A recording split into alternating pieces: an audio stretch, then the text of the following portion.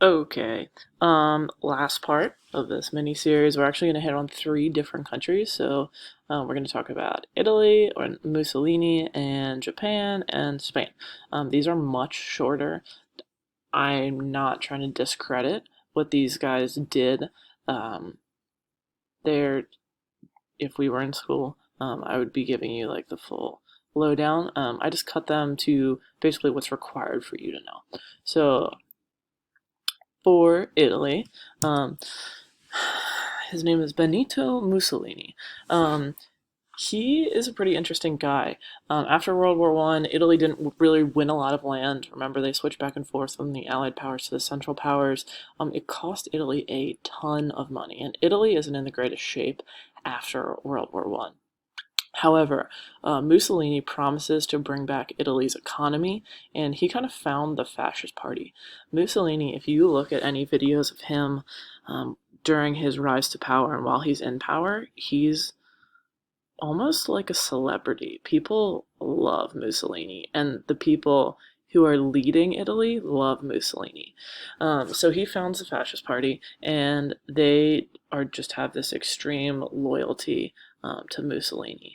I don't know if it's an Italian thing, coming from an Italian myself. Maybe that's what it is. Their heart and soul was in him. I don't know, but they love Mussolini. The people, the Italian citizens, actually would riot and try and they had a king at the time, and the goal of these riots was to force Victor Emmanuel III to actually hand over power to Mussolini, and he eventually does. Which is an interesting way for someone to gain power, is just handing it over. But Mussolini ends up leading the fascist party in Italy. They call him Il Duce, which means the leader. He totally gets rid of democracy. He outlaws every single party except the fascist party. He, like all of the other dictators we've talked about, starts pushing propaganda, how great Italy is under him as a dictator.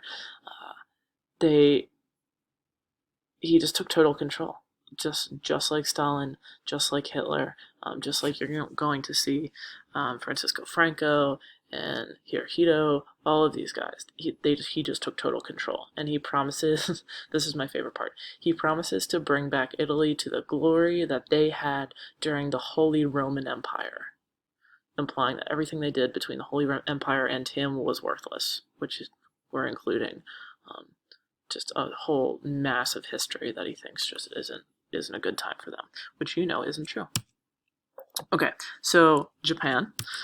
Japan, as a dictator, is led by the guy on the right, whose name is General Hideki Tojo.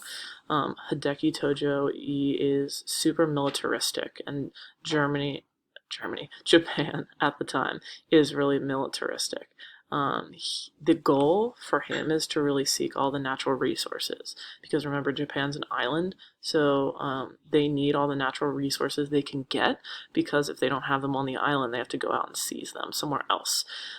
He took control from Emperor Hirohito through the military, and one of the first things that Tojo did was invade Manchuria, which is part of China, and then he continued through Southeast Asia, and this is all for natural resources.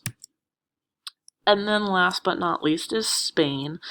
Spain kind of flies under the radar a little bit just because it's some of the other dictators are doing a lot more. Not to say that Francisco Franco isn't, but this is General Francisco Franco. He becomes the leader of Spain. He takes power by a coup d'etat. And remember, we talked about coup d'etat before. A coup d'etat is when a military seizes power. So that's how he's a general. So military seizing power. See it? Picking up what I'm putting down? All right. Civil war helps him take power pretty easily in Spain. Spain's going through a civil war, so a lot of times what happens, they're going through a civil war and the military takes control. I'm putting air quotes, you can't see me, but I am. They take control temporarily to maintain order, and then in flies your coup d'etat, which is Francisco Franco. Okay, Germany and Italy definitely helped him take power. The more dictators, the better. It was kind of the logic in Europe at the time. Now, I can never say this. Falange Española is basically what the fascist party is called in Spain. However, even though he's a dictator, and I want you to keep this in mind, he keeps Spain pretty neutral in World War II. They do have a little involvement here and there, but for the most part, Spain has got their own thing going on, and they don't want any part in World War II. All right, fun. That's it. That's all your dictators. I just found this graphic though, and I thought you guys might kind of like it. So when we're talking during World War II, with where political parties fall, like in the United States, we have the left and the right. You have liberal and conservatism.